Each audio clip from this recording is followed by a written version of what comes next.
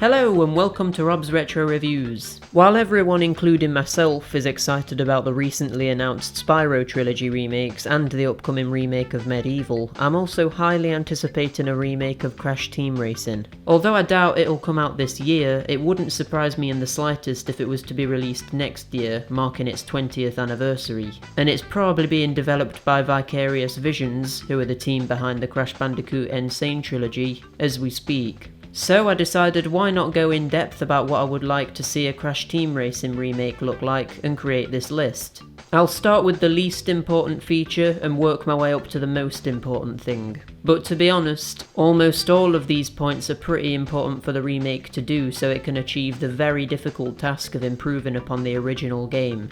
If you want to know my opinion on the original Crash Team Racing, I recently finished a full video review of it which I'll link in the description, and I'll also put links down there to my written reviews of the original Crash Trilogy too. And if you're still hungry for Crash content on my YouTube channel, then there'll be a video review of the Sane Trilogy linked too. With all of that plugging out of the way, let's actually start this list, shall we?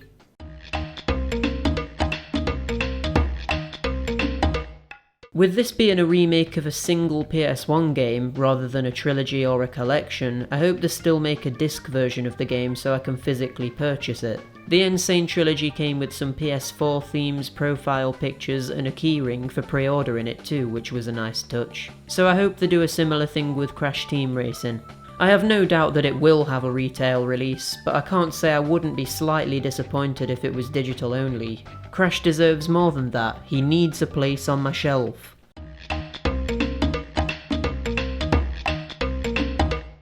At the end of the day, a Crash Team Racing remake needs to be just that, a remake, not a new game in the Crash Kart Racing series. So it needs to be careful with any new content it adds or any changes it makes, while still making enough changes to make it feel and look a bit more modern and accessible. I wouldn't want the remake to include any new tracks or to make any fundamental changes to the adventure mode, versus mode, time trial mode, or arcade mode. And I also wouldn't want any changes to the Wumpa Fruit system or the weapons to be made either.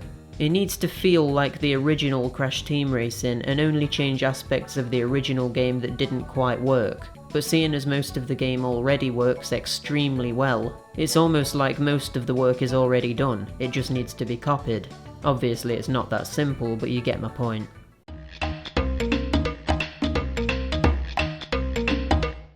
This is a point that really goes without saying. Obviously with this being a PS4 remake, it needs to have HD graphics, be in widescreen, and potentially have a much higher frame rate too. The developers also need to do this while maintaining the visual design of the original and still making it easily recognisable to the older fans. I'm not asking for much, am I?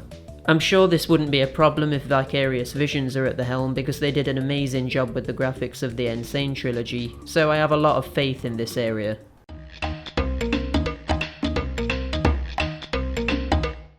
The soundtrack is an aspect of the original Crash Team Racing that I'm not overly keen on, so maybe with remixes and an updated vibe, the soundtrack in a remake could actually be better than the original. It would obviously need to be the same tracks and be recognisable, but with enough of an update to give the music some extra punch. Also, an obvious thing to include here is to use all of the same voice actors from the Sane trilogy for all of the characters returning in Crash Team Racing. This is needed to give the series some overall consistency, plus the voice actors in the Sane trilogy were pretty good in my opinion.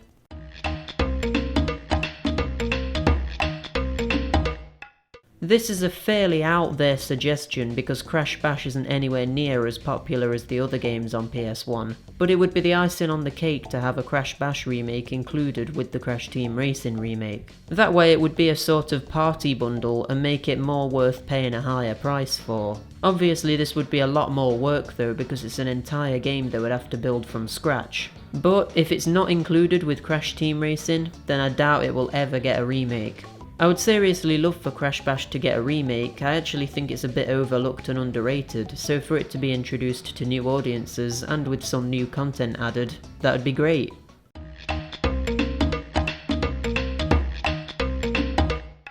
In an earlier point, I said that the developers shouldn't change too much of the game in order to keep its DNA intact. However, adding brand new content to the game in the form of new modes, that's something I would be excited for. In the original Crash Team Racing, there was crystal collecting bonus levels, however these were only in the adventure mode and there was only 4 of them in total. On top of this, they used the battle maps as the level design, so maybe this mode could be expanded and have multiplayer options, a CPU competitive mode, a time-based mode, and have its own unique levels. You could also have a challenge mode where you have to fulfill certain tasks with certain characters, in a way similar to Mario Kart DS's mission mode. That would be incredible. I could sit here all day suggesting ideas for new content to be added to the game, but any other interest in new modes is a positive thing in my mind, and it would give the game a bit more variety, which can only be a positive thing, so long as it's done well. Either way, if any new modes are added, playing them should unlock new characters, because otherwise people won't be inclined to try them out.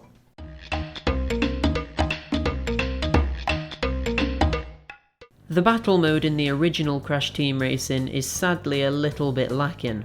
It's multiplayer only, and playing it doesn't actually reward you with anything. Having a CPU mode included here, potentially with battle cups, would be an amazing addition, and I would definitely welcome it. Playing battle mode should unlock a new character too, because otherwise it just feels like a distraction from the proper game rather than a mode that's fully fleshed out. You could also include a few more battle types here. Mario Kart 8 Deluxe added an amazing battle mode with tons of playstyles like Balloon Battle, Renegade Roundup, Bob-on Blast, Shine Thief, and Coin Runners. And there's no reason Crash Team Racing can't have a battle mode this in-depth too. If you want to be a success, you've got to aim to beat the best, right?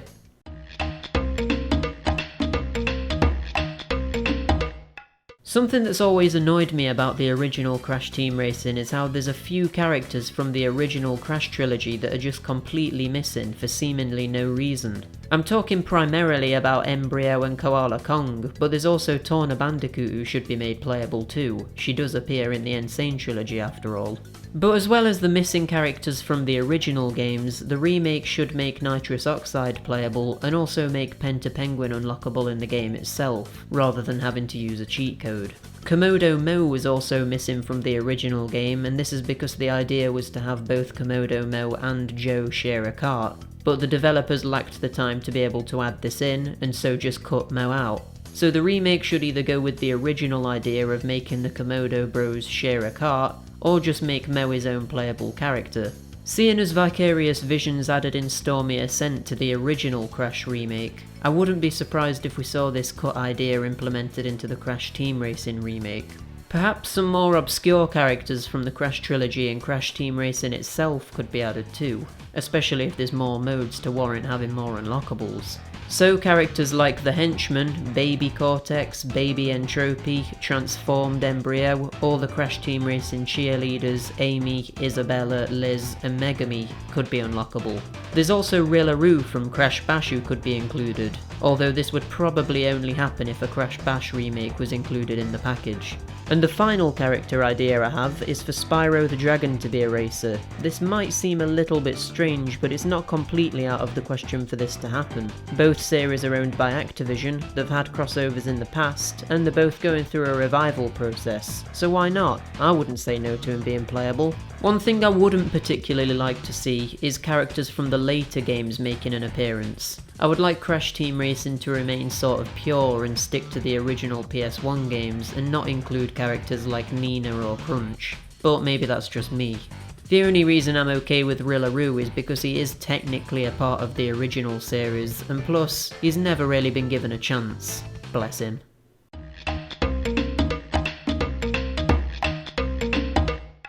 This is a big one. This is pretty much the thing that's going to totally sell the game to a lot of people, and the thing that's going to give the game a very long lifespan. If Crash Team Racing gets an online mode and it's quite deep, spans multiple modes, so versus arcade and battle, and most importantly, it works well, it could end up being a proper competitor to Mario Kart. However, I would obviously like the local multiplayer options to still be included, and also be able to do simultaneous local and online multiplayer, so split screen but online, like in Mario Kart 8. As well as the obvious addition of online multiplayer, you could also have online leaderboards for the time trials and relic races to see who can get the best times amongst friends and across the whole world. I have no doubt that this would be added, seeing as a very similar leaderboard system is already in the Sane Trilogy. Another thing is that you should be able to download other people's ghost data to race against in time trial mode. I think that would actually liven up that mode quite a lot. I would also like to see some sort of ranking system similar to Mario Kart 8, so you can feel a sense of progression by seeing your rank go up online. You could potentially also unlock things by getting to certain ranks, but nothing too significant so that people who don't have the internet or don't like online gaming aren't missing out too much. Maybe character skins would be a good idea for the unlocks in this mode, so retro skins to make characters look like the PS1 models, jetpack crash, biker crash, and there could be a ton of costumes for the henchman character too. Either way, an online mode is pretty much vital to the overall success of a Crash Team Racing remake, and it would offer a completely new way of playing it that wasn't in the original. It would make the remake worth purchasing for more than just a simple graphics update, and that's an important thing for a remake to do. It can't just all be about the graphics.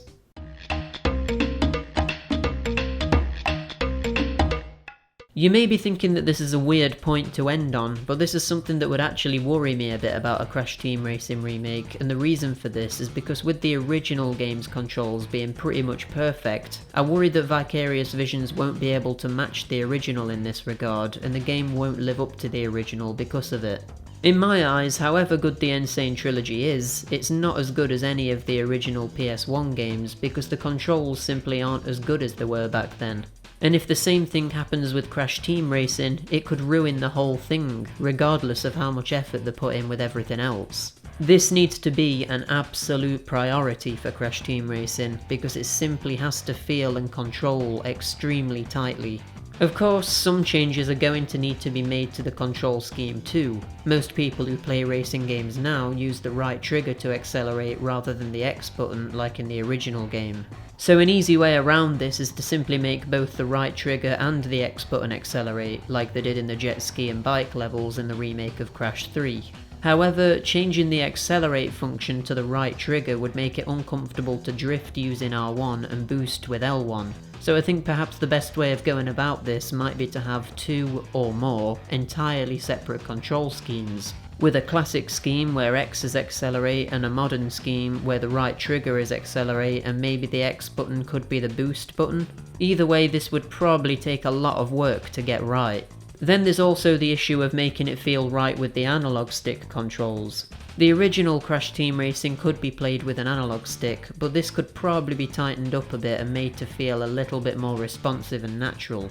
But even if they get the analog stick controls just right, the option to use the D-pad for turning still needs to be available for all of us Crash Team Racing purists out there. There's a ton of things to think about when it comes to modernising the game's controls, and there's probably loads that I've not even thought of. But when and if the game comes out, I really hope that the controls feel spot on, otherwise there's no chance of it surpassing or even matching how good the original game is. Well, that's it for my list of things I want to see in a Crash Team Racing remake. I hope you enjoyed watching, and hopefully I've made a few good points that are worth thinking about and hoping for. If there's anything that you want to see that I haven't talked about in this list, or if there's anything you disagree with, leave a comment below and let me know. I'd like to know what you all want to see too. Either way, that's it for this video, so subscribe, leave a like, and I'll see you all next time. Bye!